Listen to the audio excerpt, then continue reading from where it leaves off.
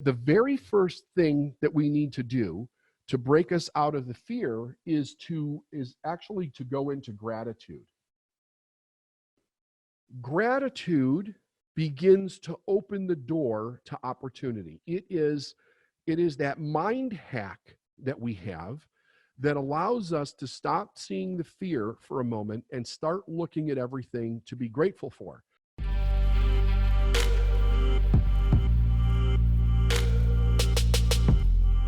Hey everyone, David Nagel here. I'd like to welcome you, excuse me, to our 8-part series that follows our 4-part series, which is how to navigate uncertainty during a major crisis, our support program that we're going to be doing once a week for the next 8 weeks, in working with everybody that we can to help everybody that's going through this. We're all pulling together and we're all helping each other, and we're finding our unique abilities to be able to do that. So I have an ask. My ask is that if you're finding this program beneficial, if you would share it with people that could use it, or just share it with everybody. It's helping a lot of people. We're getting tremendous feedback from many different countries around the world. It's really making an impact, and more of an impact than I thought it would in the beginning. I just wanted to do something to help. But it is, in a real way, it's kind of taken on a viral thing. So anything that you could do to help us support others would be very much greatly appreciated. So what I want to start off with today, being that we condensed the first 4 programs into 4 days, we did Thursday, Friday, Saturday, Sunday.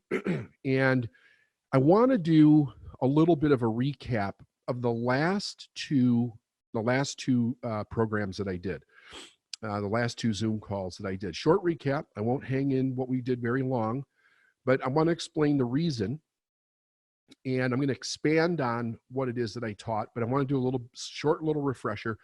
The reason is that we have had a tremendous request from people who've been watching this for me to keep going through the basic principles, which is fine. Like if that's still something that you want, I'm happy to do it. And listen, you feel free to put in the chat any suggestions that you want to see or something that you want to know about. I'll be happy to, if we get enough requests, whatever, I'll be happy to put that in the teaching. And there's nothing off limits. So just know that this is an open forum, and whatever it is that you want to know, I will do my best to explain it from my expertise. Obviously, if it's something that's not in my wheelhouse, I may have to refer it to someone else, but for right now, I'll do the best that I can explain what is in my wheelhouse in the attempt to help everybody the best that I can. So as we do this live, that's also being recorded, I suppose we're getting close to the peak in the United States. And at least that's the way that it seems. That's what they're talking about on the news. I know that there's probably actually more confusion now than ever from my perspective of what I'm seeing, because Congress is arguing about relief packages, and they have not come together on an agreement yet as of this recording. So hopefully that will get done today, because it's greatly needed, and it would be a big game changer for many, many people and many, many small businesses. So I'm really hoping to see something happen with that today. Remind everyone that this is the decisions that are being made around this, from your local community to your local government, to your state government, all the way up to the federal government, and then people cooperating with each other around the world. This is no small feat.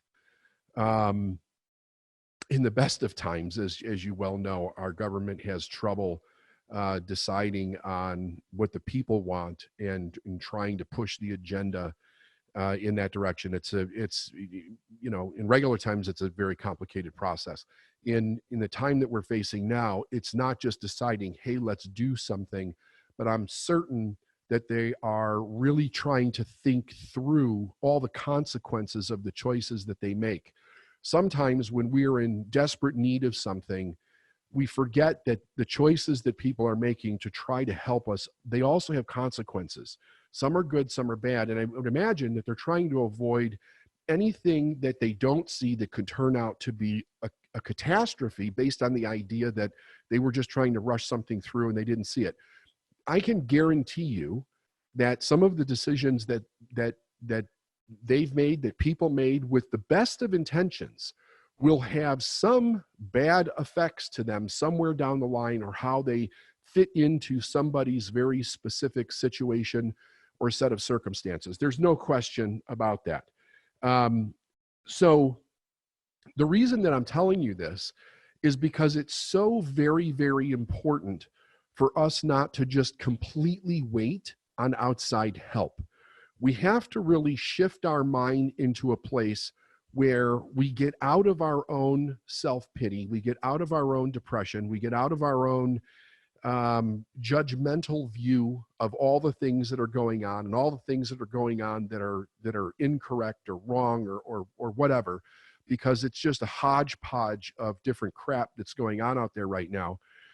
If we get sucked into that, into all of the rhetoric, all of the stories, all of the tragedy of this, it really does cripple the mind from your individual ability to take responsibility for yourself and your own situation, and to step into your power consciously and really do something, not just to help yourself, but to help another person. I can't emphasize enough that, and I want you to really think about what I'm saying. You may even want to write this down. Your way out of this is through the door of finding a way to help someone else. That is your way out. It is never just in self-preservation. Self-preservation is well enough. Everybody has to look at their own situation and make decisions based on their own situation. But all it does is kind of close the walls in around you, and ultimately it makes your situation worse. What we want to do is we want to break out of the problem. And to break out of the problem, we must think about how we solve problems for others, because as we solve problems for others, we also solve problems for ourselves.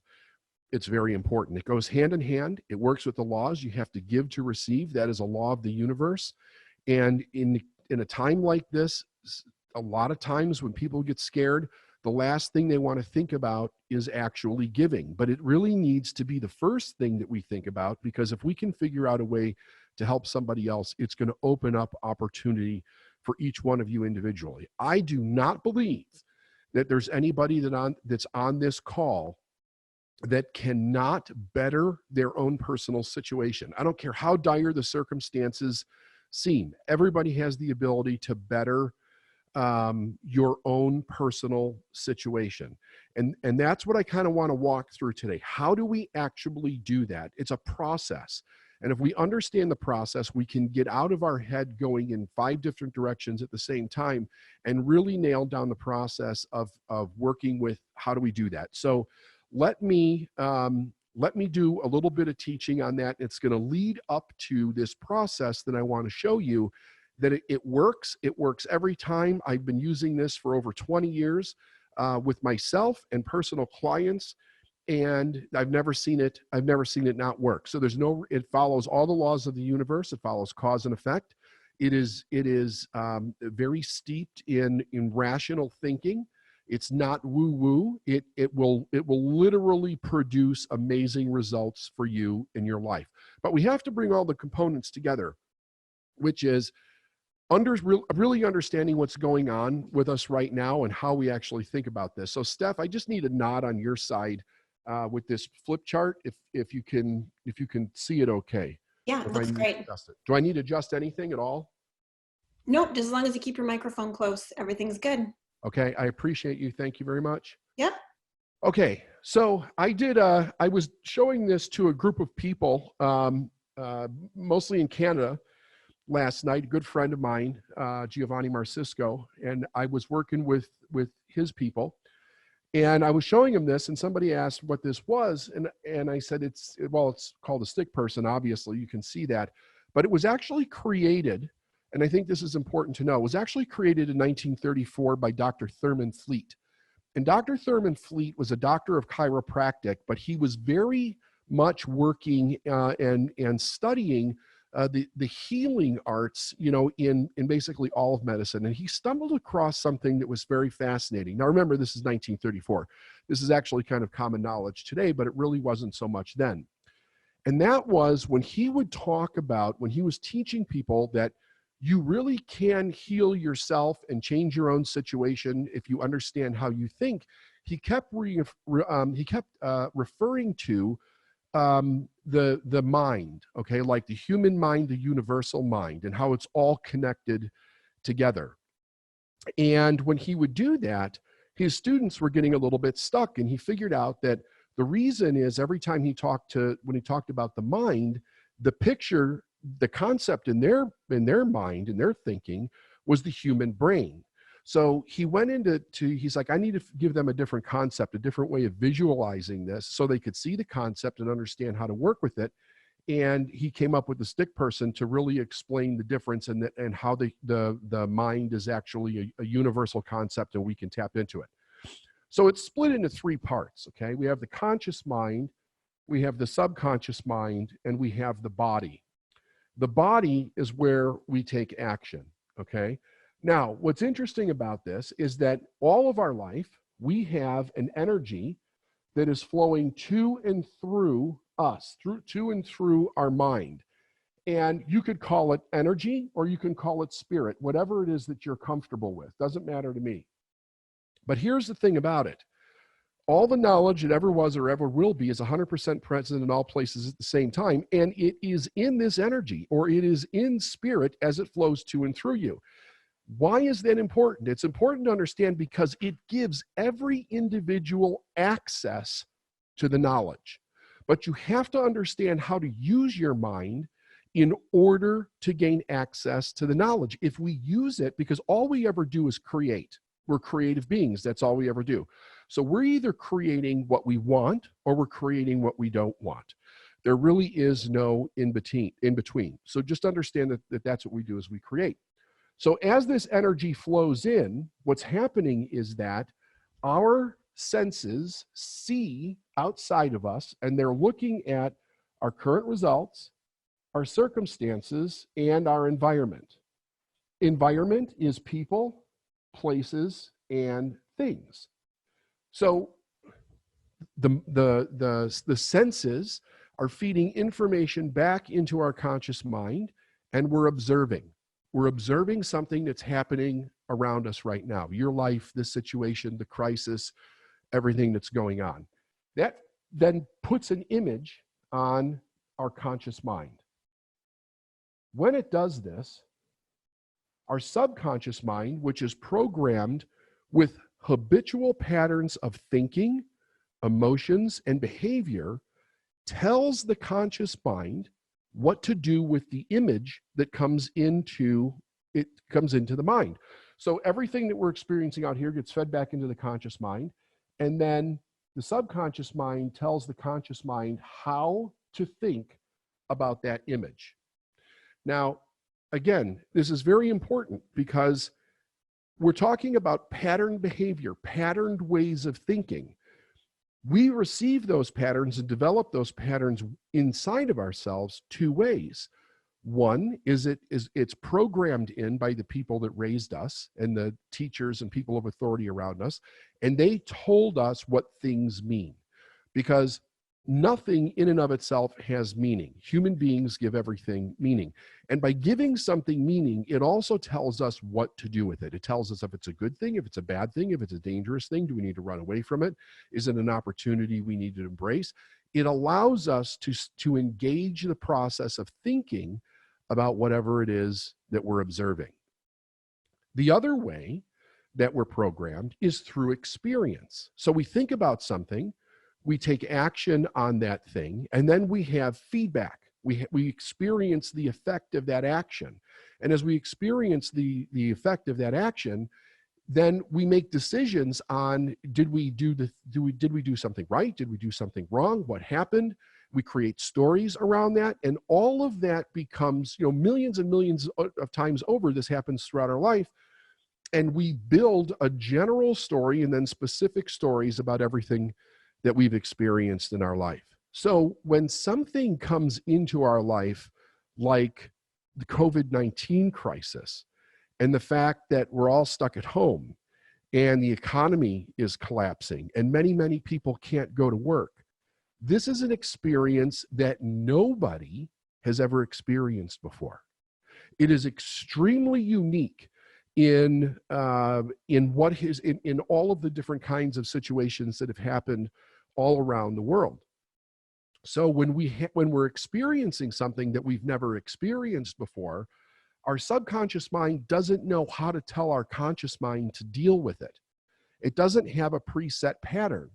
So what it does is it really creates a giant red flag in our subconscious mind, and that's where the amygdala begins to be engaged. Now that's the reptilian part of our brain.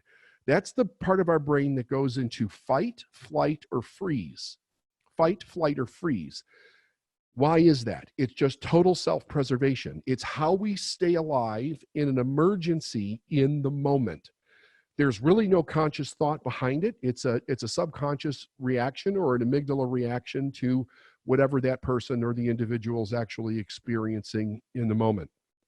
If we allow that reaction to take place and it says fight, flight, or freeze, and we obey it, we stay stuck. Because right now, what's actually happening is that we don't know how to fight it. So other people are fighting it, and we're trusting that they're doing the best that they can. We're trusting that hopefully this will be over soon.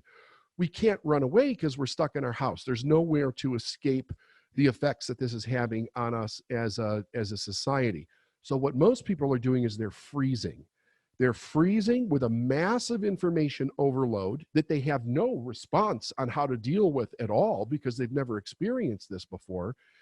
And they can't, it does not allow them to go into any kind of problem solving in their mind to be able to fix it. And because what they're really experiencing is the limited amount of resourceful information in their programmed mind that tells them how to problem solve.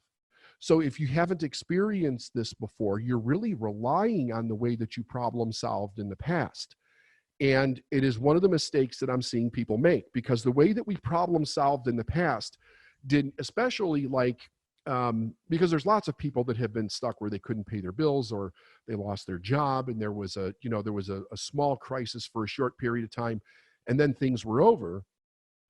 When we worked on a problem like that in the past, the one main rule that we all could follow that allowed us to turn that around quickly was that we could take action to go find another job or a part-time job or some other way of bringing in income, because the main issue was not that everybody had to stay home, and many people were asked not to actually work.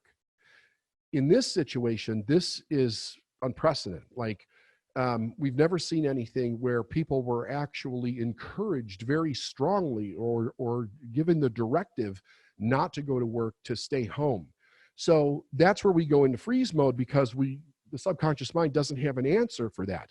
Unfortunately, what then happens is that we start to go into fear at this place. And as we go into fear, we move out of our conscious thought, and we're then using our imagination to build images that are being instructed by our fear. So what's going on outside of us? Well, we're locked in the house. We have limited communication with the outside world, and many of us are looking at the news constantly or watching the news on the internet, looking at all the rumors, looking at what everybody's saying in different responses to that on the internet. And it's, as you can tell, it runs the gamut, but most of it is very, very negative. So our environment becomes extraordinarily negative just by the fact that that's the most prominent information that's actually going on. It literally takes over all of our thinking, because we're being hit with all of these images and ideas that all it does is elicit fear in us, because it keeps kind of showing us why we can't actually do something to save ourselves in this situation. And It's changing in many cases every hour of every day, at least every day. But quite frequently for a lot of people, it's every hour of every day. We're getting new news, different situations, closings, businesses going out, businesses where clients are dropping off. Like it's perpetual. It's constantly going on. So we need to understand, how do we break out of this? And we have to understand this. We have to understand what's actually happening to us as a human being right now. So we can't take action because the body's actually going into freeze mode. Okay, it's going into freeze.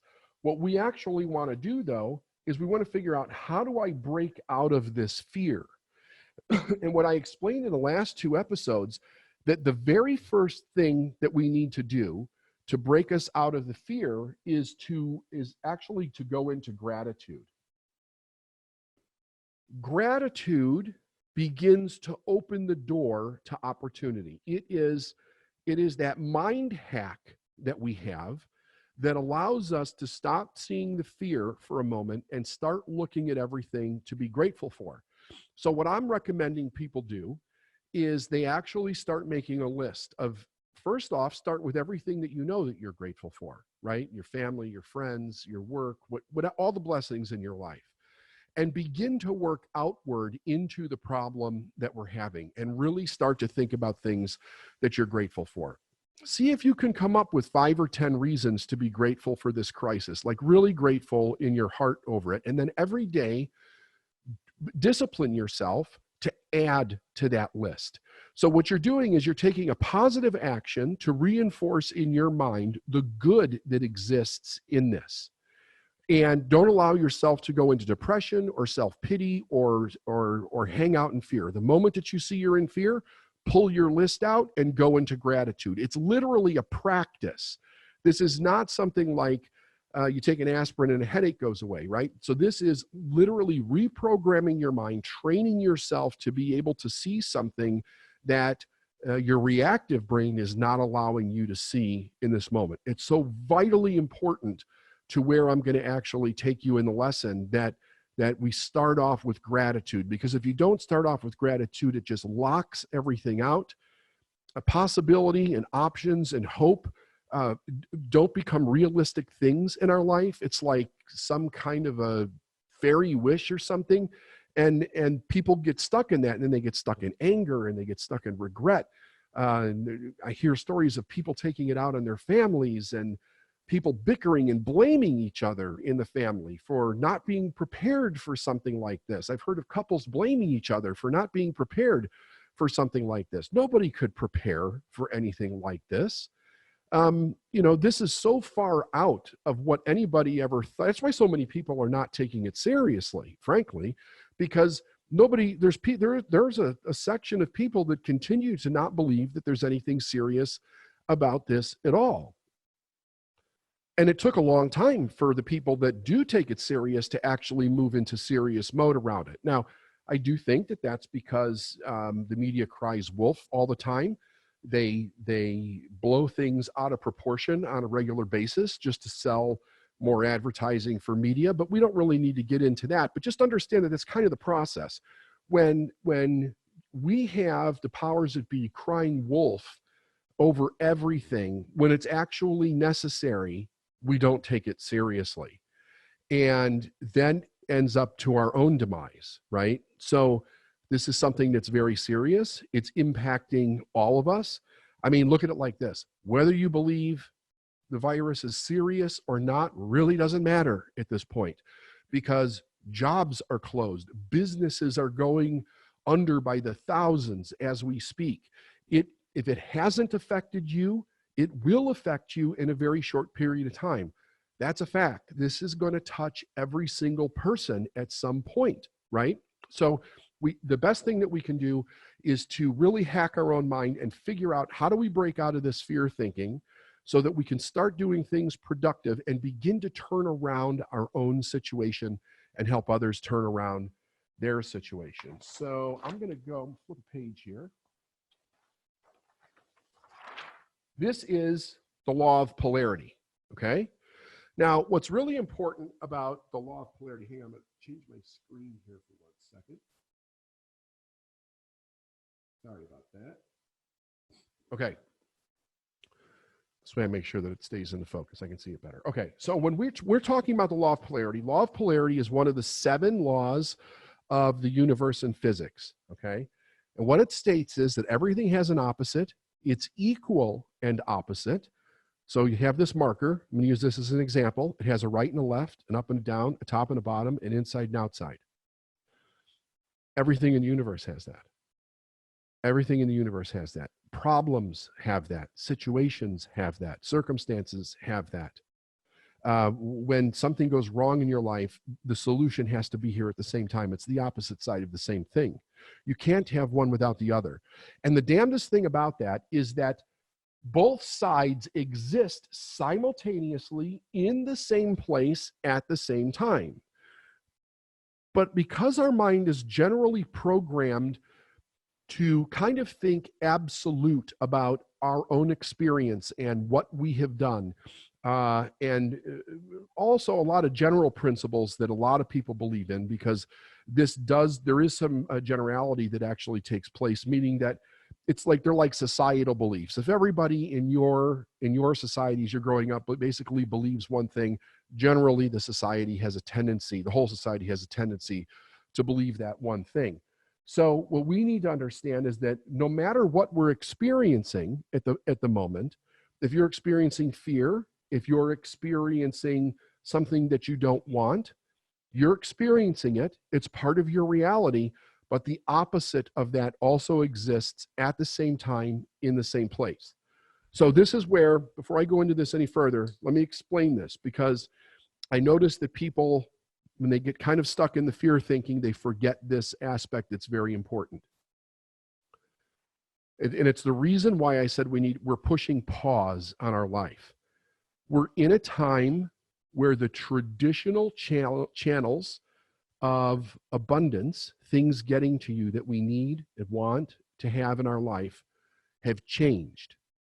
That means that we can't expect the good that we desire, money, maybe food, maybe healthcare, whatever it might be that you need, to necessarily come in the same way that it came in before, because all of that is changing, and it's changing very rapidly. And most of us are stuck in the house. So it's very important to understand that, because our mind wants to revert back to what it knows, which is that I need money to come in from this way. So that might be through your business, that might be through your employer, that might be through going to work.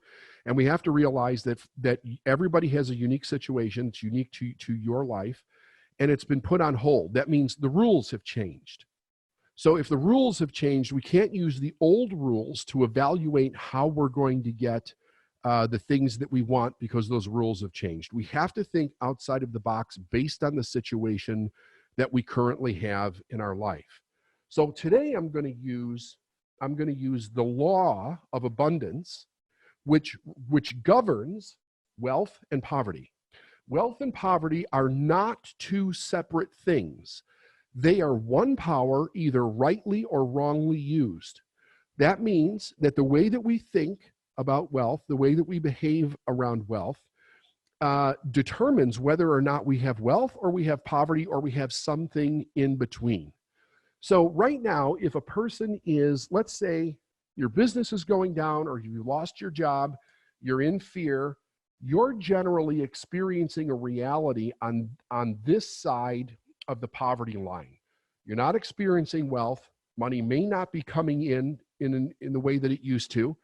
We're on this side of the line. So we're experiencing a different reality. It doesn't mean that it's not true. It doesn't mean that it's an illusion. It's happening. You're experiencing it.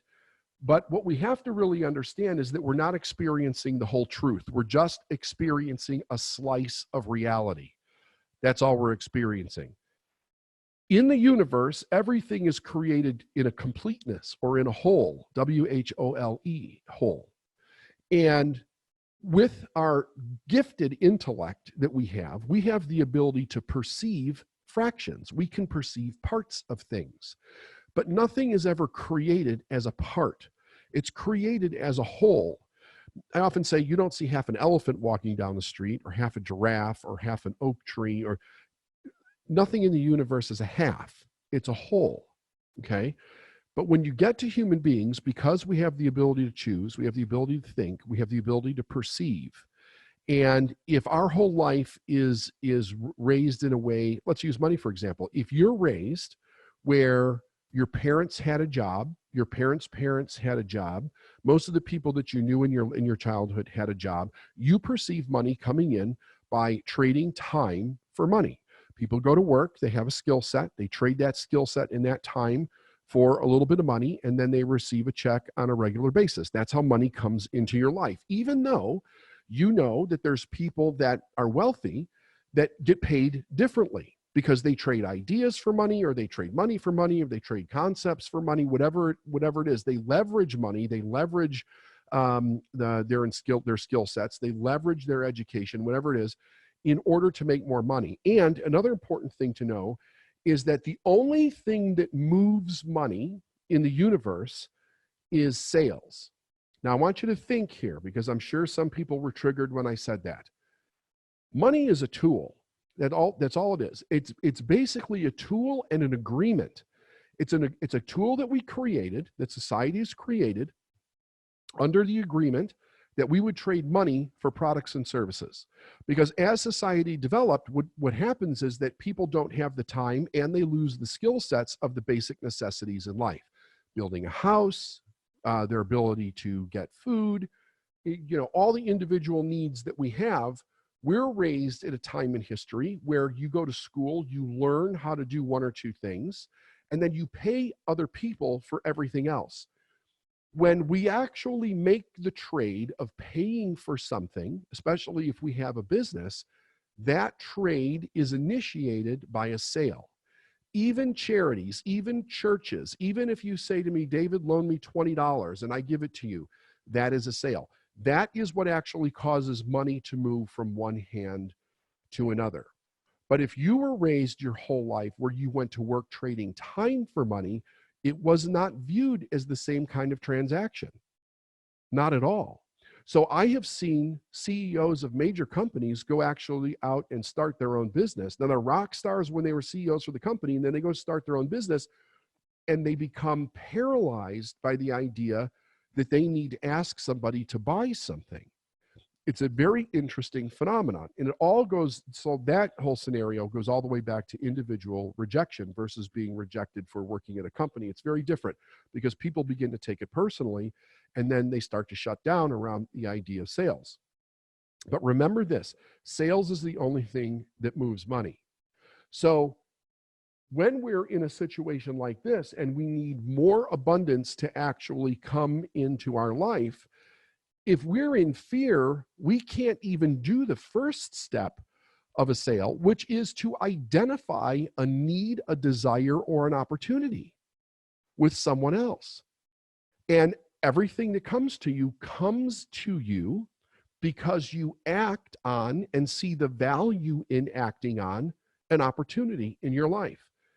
But if you're too busy because you're in fear experiencing your reality on this side of the line, you cannot see the opportunity that allows you to cross through this barrier and actually move over here where you're getting more of what you need and you're getting it relatively easily. That's why I'm saying it's so important not to get stuck in how things got to you in the past, but you have to look at what are the channels that are opening up right now. And we look at the channels that are opening up right now by trying to figure out a way to help another individual. So when we practice gratitude, gratitude allows us to start to see things as good. So if we change this and we say that this side is good and we say this side is bad based on what's actually happening, if we keep giving this the meaning that it's bad, that's what we're telling our mind to see. And of course, our mind says this is bad. We need to be on alert. Look for everything that's bad. So that's all you see. You scan the horizon in your life through the computer, through the television, through your phone, and you're looking for all the things that are bad. You're constantly on the lookout for something that they're changing that's going to affect you. And we get sucked into that story because it has such an emotional pull for us as human beings. because it's not that we don't have the ability to choose, but a lot of the controls that we've had before have been limited or put on pause for a period of time. So we really want to understand that. Gratitude allows us to really shift the mind and start to look in a different direction. And as we look in a different direction, we can start to see things that are on this side of the line over here. We see those things as opportunity. Opportunity to take what you know and be a benefit to another person. So very, very important that we understand this, because gratitude opens the door. Gratitude says, stop focusing on what's bad and literally start finding every single thing that you can that is good about this situation. Now, you create a contrast when you do this. The more you do it, the more contrast you create. The purpose of the contrast is so you can see the difference between what is actually not good and what is good. That allows you to see opportunity with other individuals that have problems that you have the ability to be part of the solution for.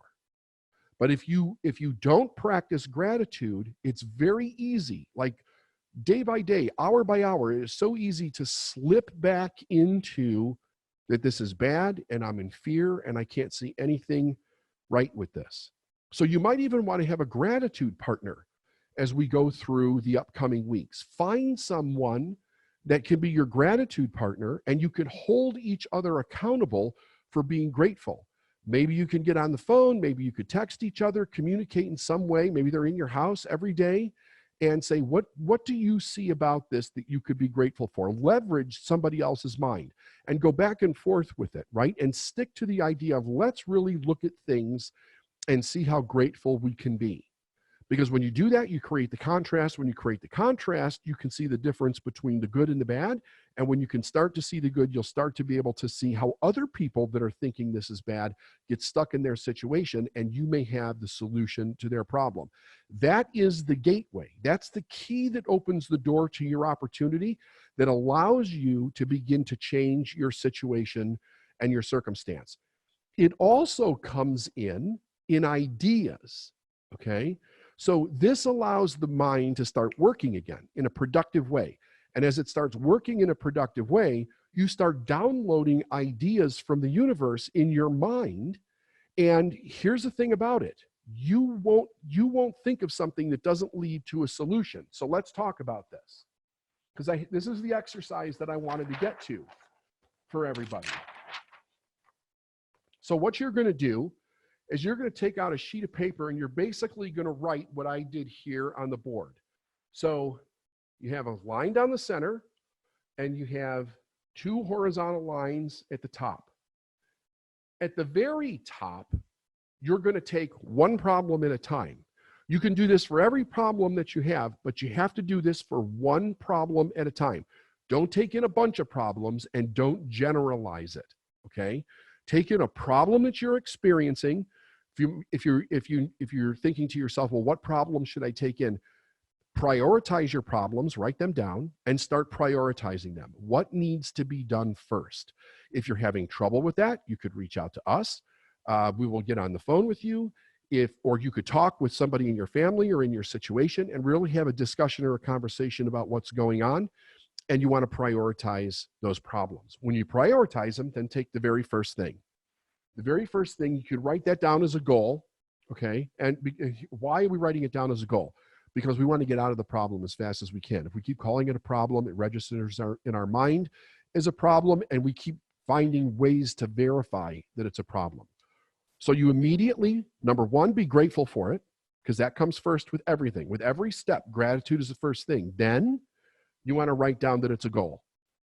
And you clearly define what that goal is. So you're taking the problem, you're clearly defining what it is, and writing down what is the outcome that you want. You put it here, and now this is the goal. This is the new thing that you're going after. On the second line, you're going to write down on the left side why I can't, okay? And on the right side, you're going to write how I can. Now, this is where the law of thinking and the law of vibration play a huge role in your transformation, in you actually solving a problem. Okay. So I'm going to pull out of here. Don't worry. I will come back to this page. I promise. So if you remember the other day, and by the way, if there's anybody that this is your first access, you haven't watched the other 4, after you get done with this, go back and watch the first 4 videos I did, because you'll see me explain what I'm about to explain again in more depth. I took more time with it. So for everybody that saw me do this, I wrote down what we call levels of awareness, okay? And basically, another way of defining this is also by the law of vibration, because what we're dealing with here are frequencies of thought and frequencies of knowledge, all right? So what we're going to do is we're going to split this down the center. And what we're going to say, up here a little bit, got sticky paper today. What we're going to say is, on this side, we have negative thoughts. On this side, we have positive thoughts, all right? Now, hang on, let me grab another marker.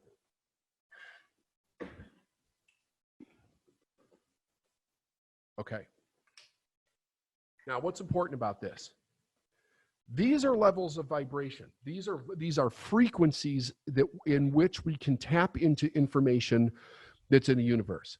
So this is the whole idea behind the law of attraction and everything. But it's a little bit different, because I'm actually going to show you how to do the action with it. It's not just about positive thinking, but I want to show you actually what is taking place.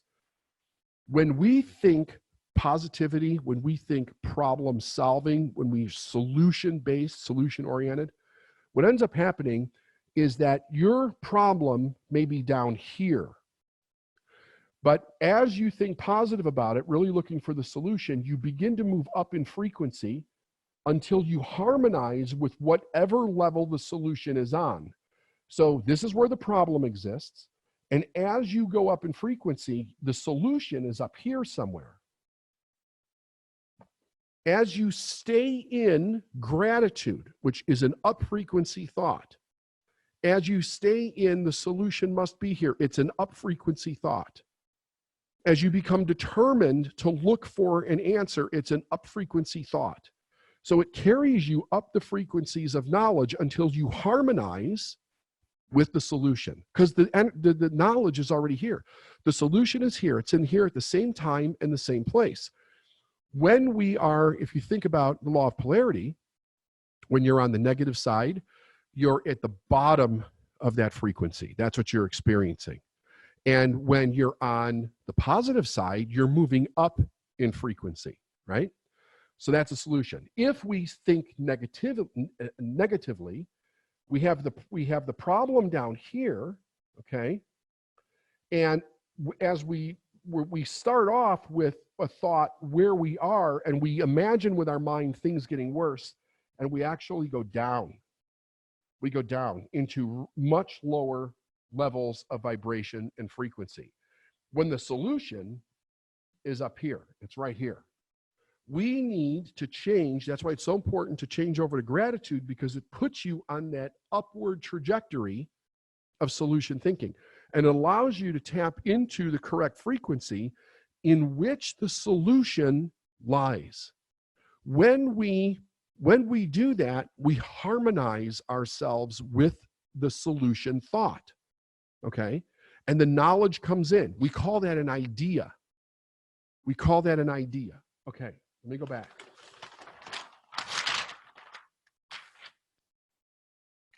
So what we're going to do here is we are going to go into gratitude.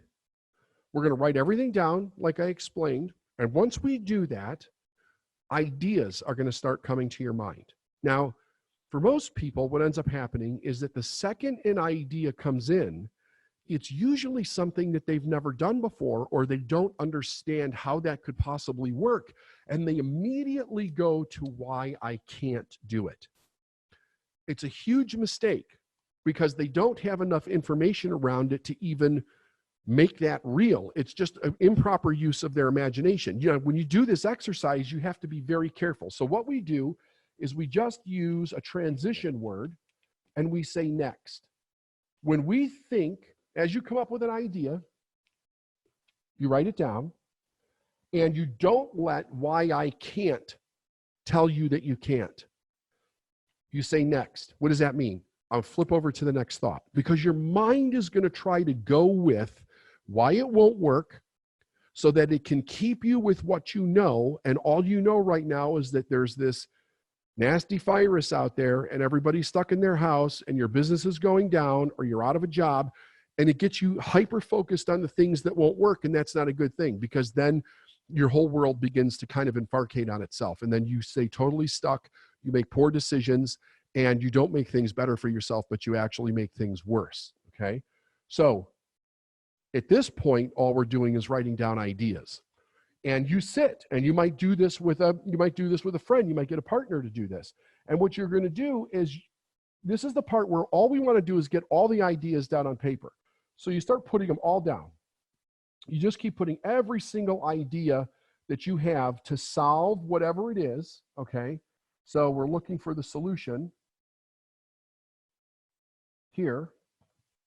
And we're writing the ideas down here. We're staying away from this. If our mind goes into why I can't, we say next, go back to the next idea, write it down. I don't care how absurd it seems. It doesn't matter.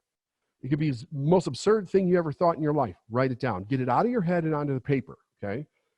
Ideas are kind of like slippery fish. Earl Knighton used to say, if you don't gaff them with the end of your pencil, they often get away and they never return. So we want to be very careful that we don't get stuck onto this side of the thinking, and we stay over here. And we just keep writing those ideas down one after another, get them all out until you can't think of any more.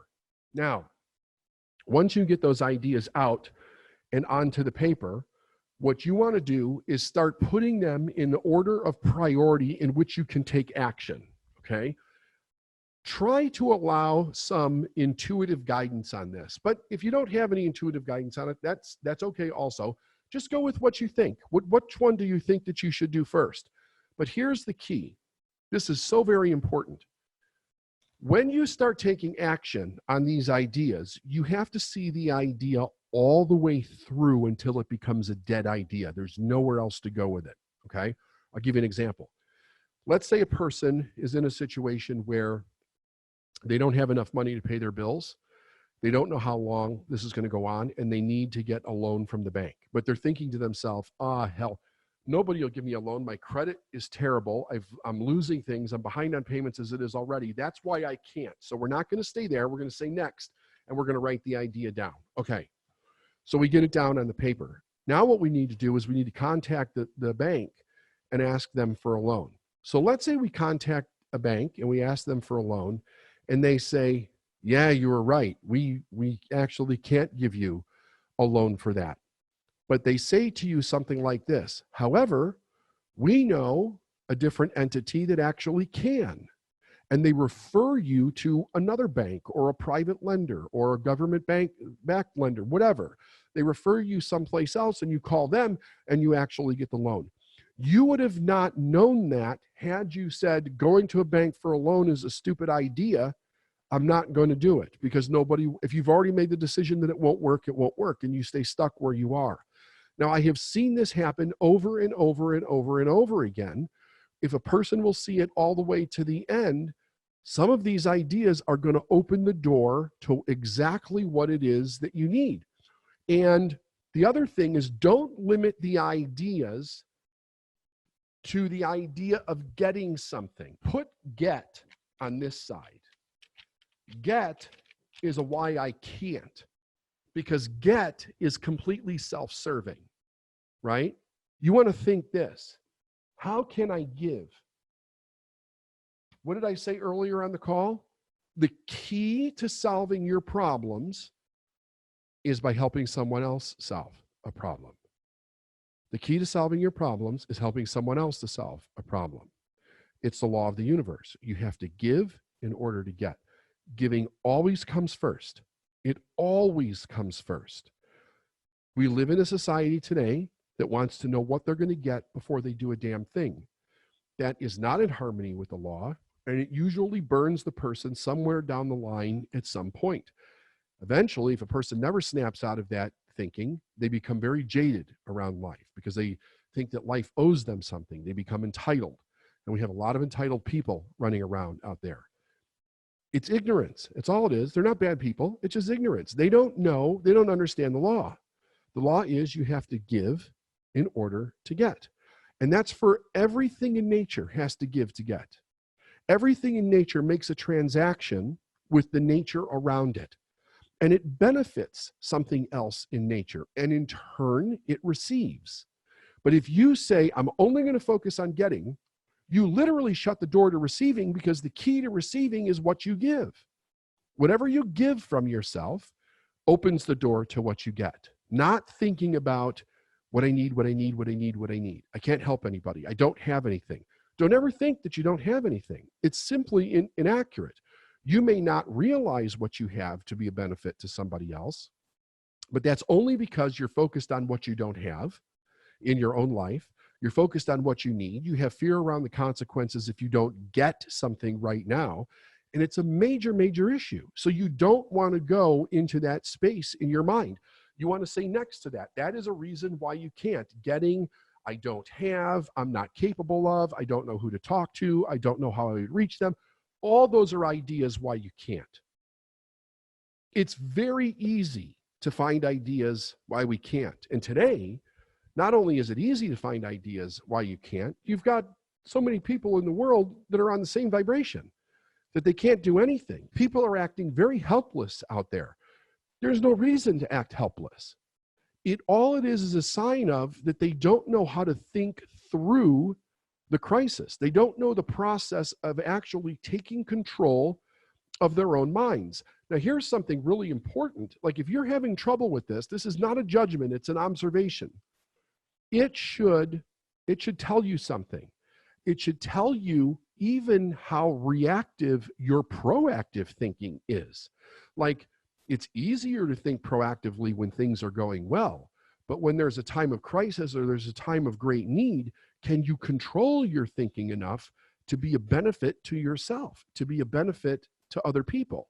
So the 4 classes that I did that preceded this and the subsequent 8 are all going to aid in doing that. We're going to do a lot of problem solving as we continue to do this once a week for the next 8 weeks. This is just the first step.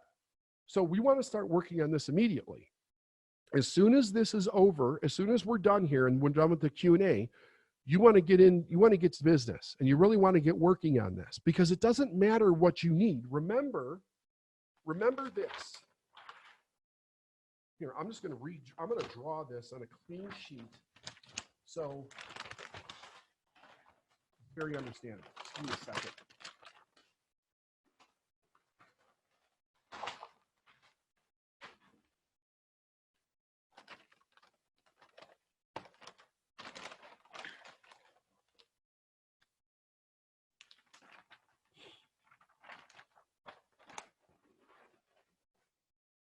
Okay.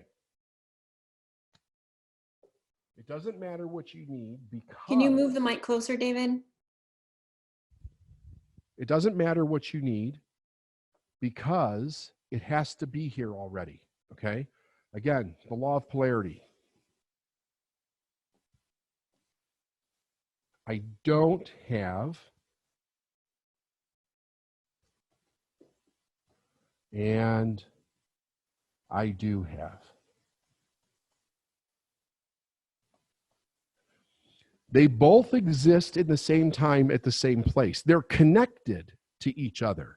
Your consciousness determines what you experience because in your consciousness, you give something meaning. When we're focused on what left, what got stopped, what's not coming in, we're on this side of the line consciously. In reality, like you're experiencing it, it's real. But you have to think to yourself, wait a minute, that law is 100% accurate. So my job is to find what's already here in my life because it's already here. You cannot have a problem without the solution. I don't care how dire your situation is. The question is this. You want to write this down. You have to answer this question for real. Are you willing? Are you willing to do whatever it takes in order to move your situation from this side of the line over here? Because there's no question your solution's here. The thing that you want is here. I hear very intelligent people on the news talking about there's nothing anybody can do. Like, we're waiting on the government. There's nothing that we can do. Bullshit. That's total nonsense. And I'm talking about people that have built magnificent companies. Like, that's not giving anybody any hope. They don't understand this law. You would think that they'd understand the law, but they don't understand the law. You cannot have a problem without the solution. You cannot have a need without the fulfillment of the desire. It's absolutely impossible. Whatever you need is already here in the same time, in the same place. But you need to really think about consistently moving your mind. This is a real exercise. You have to be willing to do this. You've got to play hardball with your own thinking, with your own consciousness. I am going to think about what I desire, and I refuse to get stuck in fear, to get stuck in there's no possibility, to get stuck in negative thinking, to listen to other people that are in fear. I'm going to take responsibility for my life, and I'm moving myself out of this situation, and I'm going to do it right now, damn it. I am not waiting for the government or anybody else to save me. I'm responsible for my own situation in life. I'm going to help me, and I'm going to help other people at the same time. And when you think that way, you instantaneously move yourself to a new level of consciousness. You raise your vibration, and you start to get in harmony with the ideas and the ways for this to show up in your life. Because like I said, it's already here. Everything that you want is already here. Do not get stuck in the idea or the thinking about how it used to come into your life. Right now, it's the past, okay? And we don't want to get stuck in the past. The past had a whole different set of rules. We need to play ball in the way the world is right now. And it's a pause. It's not going to be forever, but we need to know how to operate within that pause. It didn't change these rules. It changed the context in which you need to think about these rules. Everything that's here is everything that you need is already here. You tell yourself that morning, noon, and night. Write it down. Put it in front of you. Put sticky notes all around the house. Gratitude, everything is already here. How can I help someone? Gratitude, everything's already here. How can I help someone? Get your mind to flip over. Do not tolerate fear. If you feel fear, get up and move your body. Put some great music on, move your body, read gratitude, right? Gratitude, it's already here. How can I help someone? Get that into your nervous system. And shut off the damn news already. Stay away from the negativity. Focused in the direction that you want to go. You'll change it. Some of you will change it right today. You have the ability to change it today. If you need help, ask for help. We all need help. Ask for help. There's all kinds of people that are not stuck in the idea that we can't do anything. They're stuck in, I'm going to do something, and I'm going to help other people do the same damn thing. Be one of those people. It's karma. It's cause and effect. It's action, reaction. It has to happen. But you'll never know it if you don't do it. And you have to be willing, whatever the universe puts in front of you as a requirement for that, you have to say yes to. If you're not willing to do that, you have one choice. That's to stay in the situation that you're in. Everything that comes to you comes by you stepping up to another frequency. When you step up to another frequency, the law of sacrifice comes into play. It's an absolute law. Now, what does the law of sacrifice mean? It means you have to give up something of a lower nature to gain something of a higher nature. Your whole life is complete the way that it is. Maybe not complete emotionally or from a fulfillment aspect or from a financial aspect, but it is whole. Your 24 hours in a day are taken up by something. And if you want to bring something new in, you have to let go of something. In this case, to begin this, you have to sacrifice fear thinking for possibility thinking. You have to let go of anxiety thinking and catastrophic thinking for What do I want thinking? That's already here. When you do that, you move up that frequency until you find the solution. It's already here. It's here for you right now. It's here for you every day. Do not let something get in your head and tell you that it's not. Okay. Gratitude. It's here already. How do I help someone? All right, Steph, let's take questions.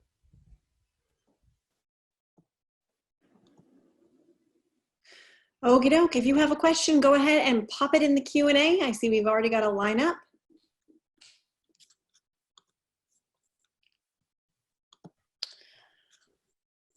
Okay, David. First question is from Yvonne. Yvonne asks, how do you think about offering a discount on coaching? I think it's fine. Not everybody's going to be able to pay what they would normally pay. So if they're willing to pay something, I think that's great. We're doing some coaching for free right now because some people are in a situation where they need it because they need to understand how to turn their situation around and they can't afford to pay it. They don't have anything. So we're helping them for free. So whatever you charge is what you charge. This is not a situation where I would get stuck in how much am I charging? I just wouldn't get stuck there. It's a different situation, Yvonne. Thank you. Next question is from Fiona. My message that I am sharing has directly to do with our health at this time. I'm not sure how forceful to be with the message so that people hear it and not tune me out. Where is that fine line of being clear, certain, and heard? Thank you all for what you are doing. I know how precious it is. Well, if I understand her question, and I may be off, she's looking for how will people listen to her? Is that what you're getting from it? She said, I'm not sure how forceful to be with the message so that people hear it and not tune her out. Where is the fine line between being clear, certain, and heard? Well, I think it depends on who the recipient is. Like if you're doing it in the same kind of way that I'm doing it, you can be as forceful as you want because there's people that are open to hearing it being forceful. A lot of times we have people around us that they're adults and they're not open to it and there's nothing you can do. Like I know some adults that know me that just, they're not buying into it.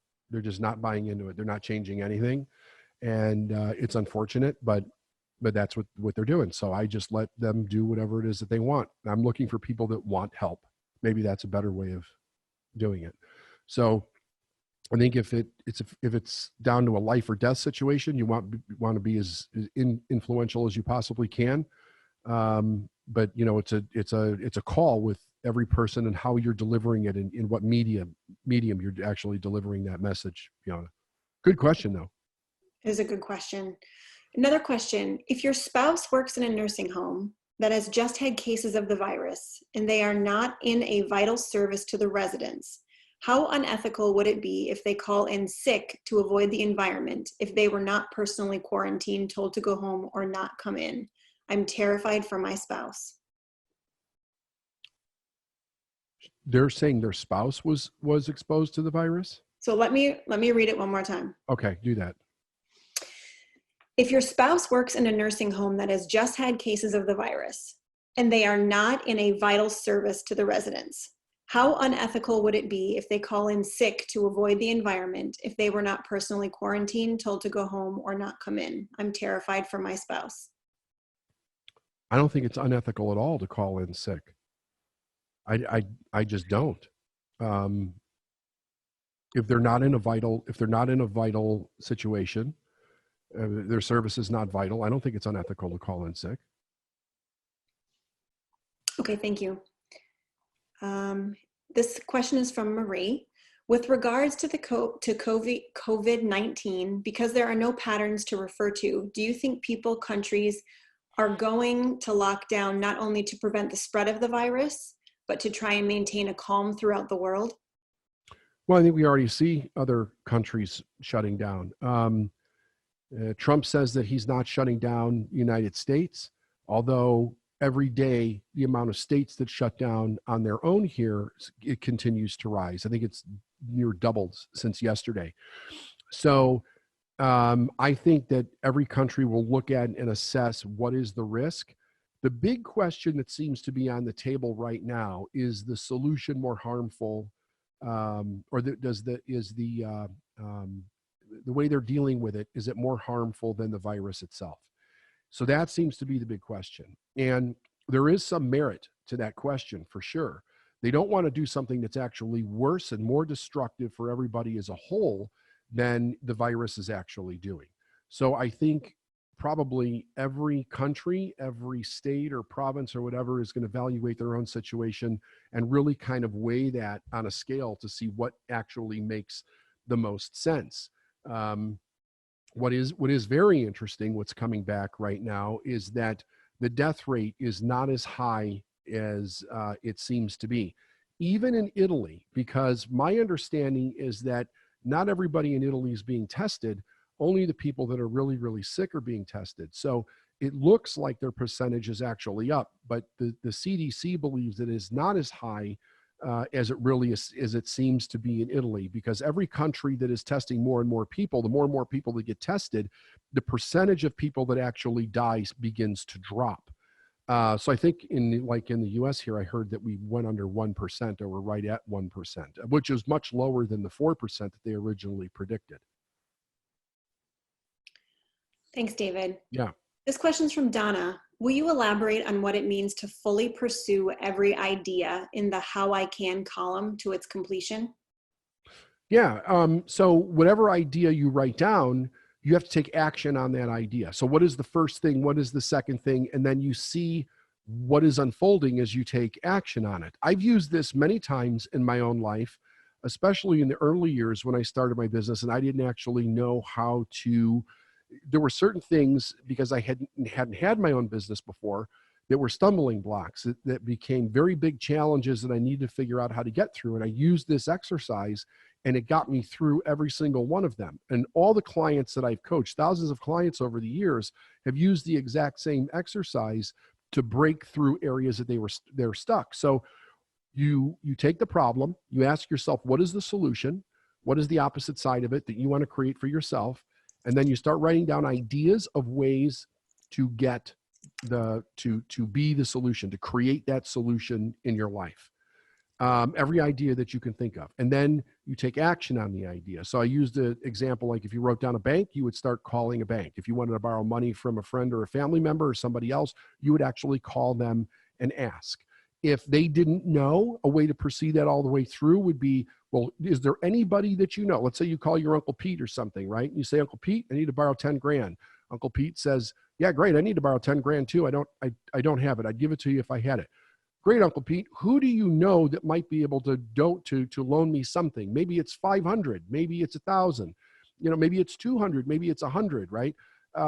And really ask until you completely run out of any more possibility with that one specific thing, then move on to the next thing.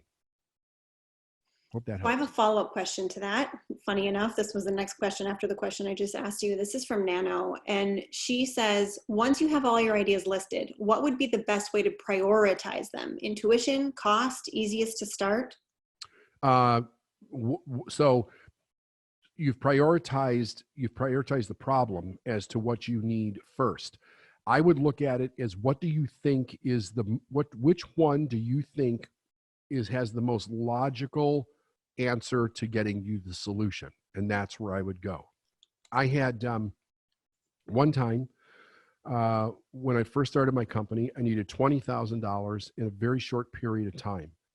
And I had a business friend of mine come over, and we started at 9 o'clock in the morning making this list. And we got, I don't know, it was probably around 9:30, 10.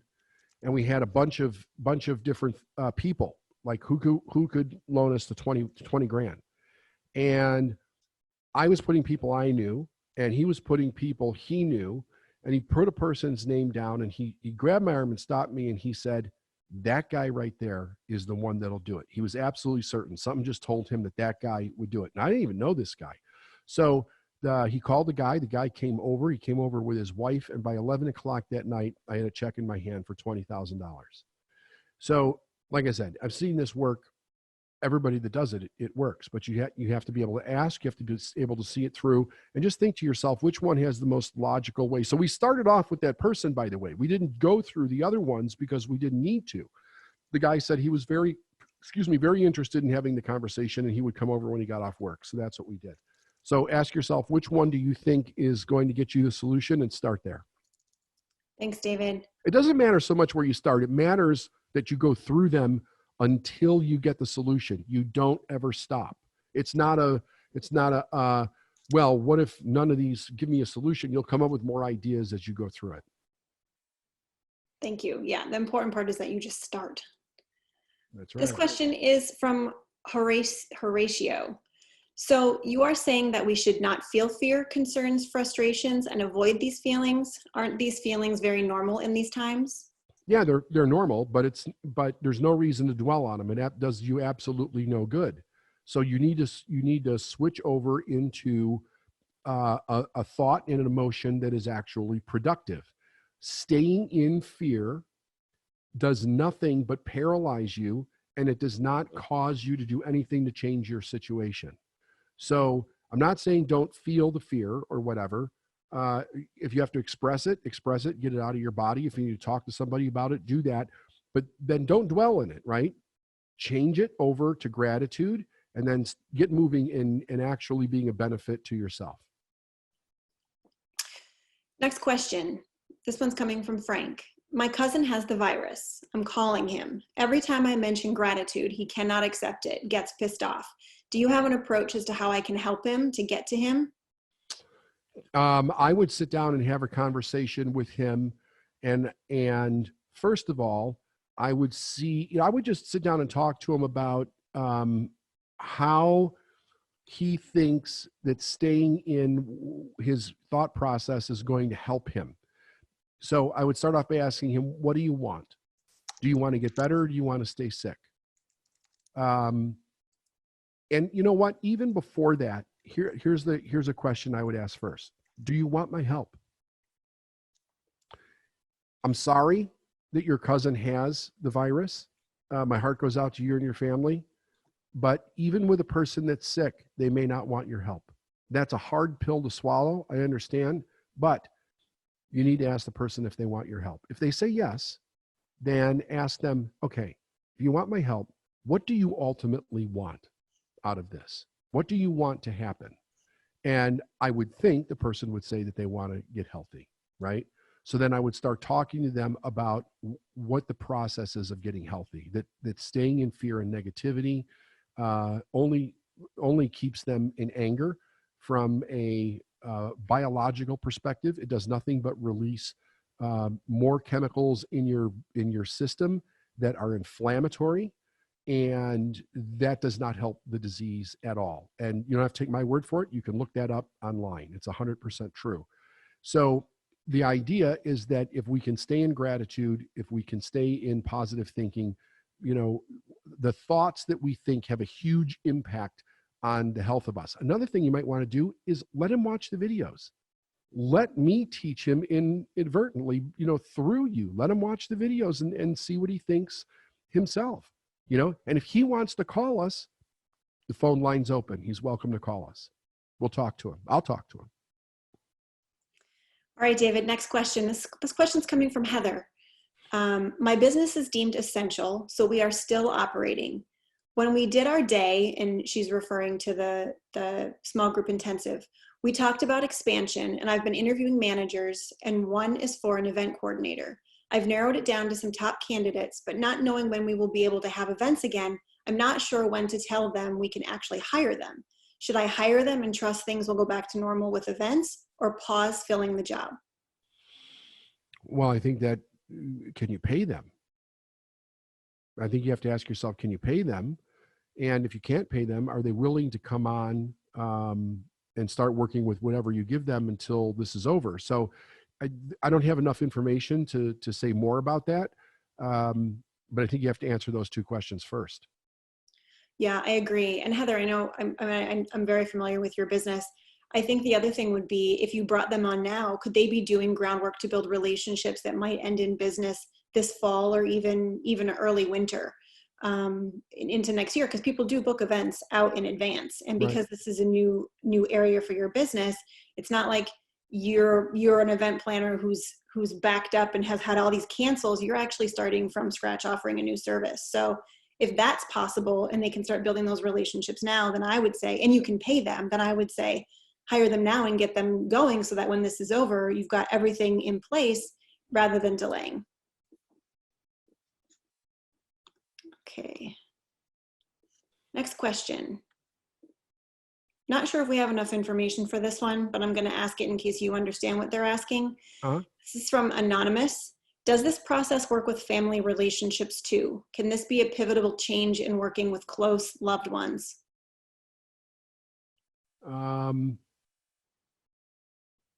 So the answer is yes. However, it does not change somebody else's behavior. It only changes your behavior.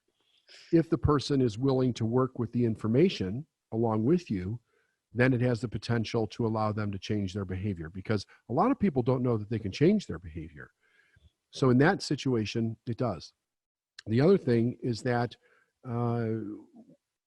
we can only ask if a person wants to make a relationship better, and then we have to pursue the way to actually doing that. So it's not a forced situation. It's not a, this will make them think differently. It's really about you. And if you want to share it with them, please feel free to do so. Quick question from Linda. Via the law of polarity, is love the opposite of fear? Is love the opposite of fear? Yes. Did I understand that correct? She said the law of polarity, right? She said, via the law of polarity, is love the opposite of fear? Yes, pretty much.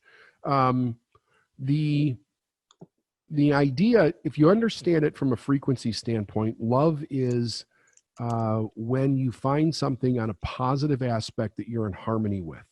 It's being in harmony with something in a positive way. And when we do that, it gives us a good feeling on the inside.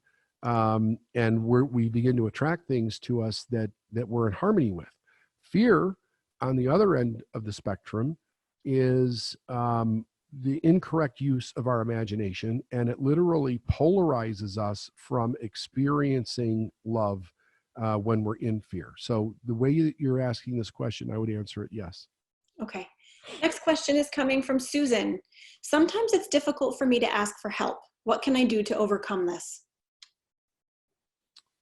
Stop feeling guilty for asking for help. You deserve help. You deserve an answer as much as anybody else does. So, when you do that, you have to ask yourself, whose experience are you experiencing inside of yourself? When you find it hard to ask for help, what is the voice in your head telling you? And then ask yourself, who is that voice? Is that your mom? Is that your dad? Is that your grandma? Who is that voice that's in your head? Then tell that person to shut the hell up and give yourself permission to ask for help. Okay, next question. It's kind of a long one. This is from Gino. Can David clarify this idea about the how? I've heard David and Bob Proctor teach about how to reach our goal. I've heard them say that the how is not your business. Don't worry about the how. Then I've heard them say it's up to us to figure out how. It sounds like mixed messages. Can David please talk on this? Thank you. Absolutely. So the way that we both explain this is that when we're thinking about the how and we can't think of the how, we very often get stuck and we don't make a decision. So we have to understand the process in getting to the how. We get to the how by making a decision that we're going to move forward on what we're going to do. Only then does the how begin to show up. If we need to know how before we make the decision, we stay stuck. So like Proctor used to say, that how is not your job, it's God's job. So when you make a decision to do something, you put yourself in that godlike energy and you begin to let God work through you to show you the how. But the decision must come first. There's no reason for you to find out how to do something without making a decision to do it first. Next question. Life is going to change drastically after this. The uncertainty is very difficult for me. What are David's thoughts on how the world will reorganize after this? No clue. Absolutely no clue. My best guess is it'll go back very similar to the way that it was. Um, this probably won't go on long enough for it to make massive changes long term. People are very creatures of habit. And although some people will make serious changes in their life, they'll have all kinds of ahas and awakenings around this. The mass population will probably go back to very similar to the way that it was. What generally happens, though, is that whenever there's a crisis like this, the recovery period usually takes much longer than the crisis actually lasted itself. So people get very busy in the recovery period, and it looks like there's been a big change. But as I talked about in one of the other calls, what ends up happening is that over a period of time, that starts to deteriorate, and we go into a period where things are good. And then once we go into that period of things that were good, people start focusing on other things that are not important. It starts to disintegrate again. That's why you see this change about every 20 years or so. We have some kind of a catastrophe again. But honestly, I really think that the mass population will go back to being very much like they were before. There's nothing in history to say that that's not true. So when we see big change in generations, it's usually because the generation prior has died off. Thank you. Next question is from Vanessa. Are we affected by all of the negative vibration out there? You are if you focus on it. The negative vibration out there is always there. But if you see, the one thing you are in control of is your environment. So you're in control of what you let in, right? Empaths, people that are very sensitive to vibration or very sensitive to energy, they can pick up the negative emotion and feel it in their body very, very well. Better than most people can. But empaths also have the ability to block it out. They have the ability to block it out so that they don't feel it, and they can focus on what it is and be in control of their own emotions. If they have not figured out how to do that yet, it doesn't mean that they can't do it. They absolutely can. They just have to start thinking about actually doing it, because it really is a decision. But like with anything else, generally, especially in the early stages of a person's life, when they become very good at something, they use it to self-identify. So the idea of shutting something off they take it personally. So, but it's that part is just a maturity thing. But just stay focused on where you want to go. Stay focused on where you want to go. Don't pay attention to the negative. Only get the facts, make decisions, and move forward. Thank you. This one's from Maddie. I have young women working for me that need to learn these principles. Where would you start? It would be like another planet to them. Yeah, it will be like another planet to them. Well, you could show them these videos. That would be a good start. Or you could let them to send them my podcast. That would be a good start.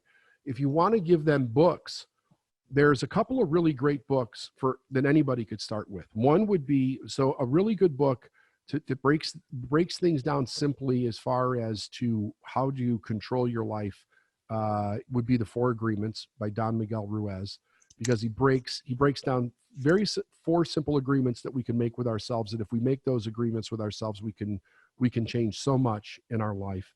And the other one is Alanya Van Zant's Trust.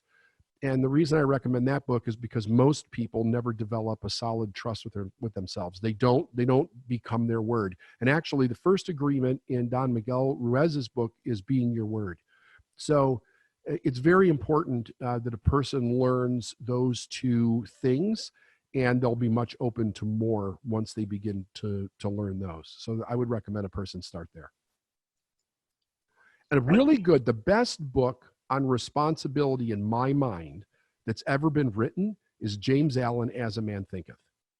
If a person really needs a wake-up call to being responsible for their own life, let them read that book, and the original, not all the, as a woman thinketh, as a grandchild thinketh, as your dog's master thinketh, like all of that's good enough. Read the original.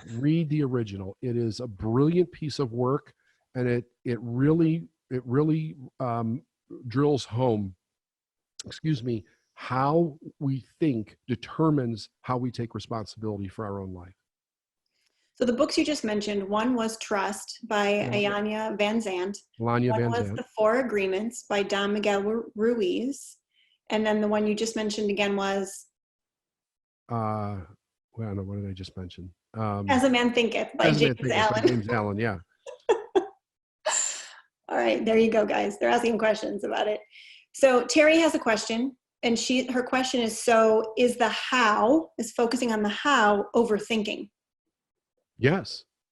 Yeah, it absolutely is. Make the decision. And if you remember, so I'm going to move the chart back again, Steph, okay? Sure.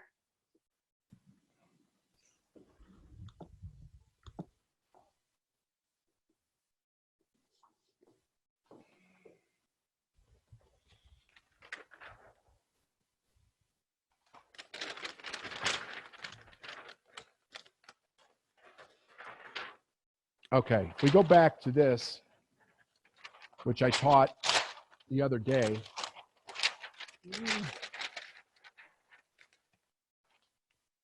So when we want to know the how, what we really want is we're down here at the place where we're going to practice gratitude, then we're going to become aware, decide, change, adapt, and grow. So as we do this, going through this process is a decision in and of itself. You're aware that there's something else that you want, you make a decision. It's the next thing. When you make that decision, then you change, because you have to take, the decision's not made until you take action on the decision. As you change, you adapt to that change, and then you grow, which allows you to see the how. It gives you the very next step in the process. But the decision always precedes the how. When we make a decision, it opens the door. It puts us up on the mental vibration, the emotional vibration, to allow the how to come in. Because when we make a decision, we're also saying at the same time, I'm ready to receive, I'm ready to accept the good that I desire in my life. Okay? Great, thank you. Yep. And I think we've got time for one last question. All righty. This one's from Deb.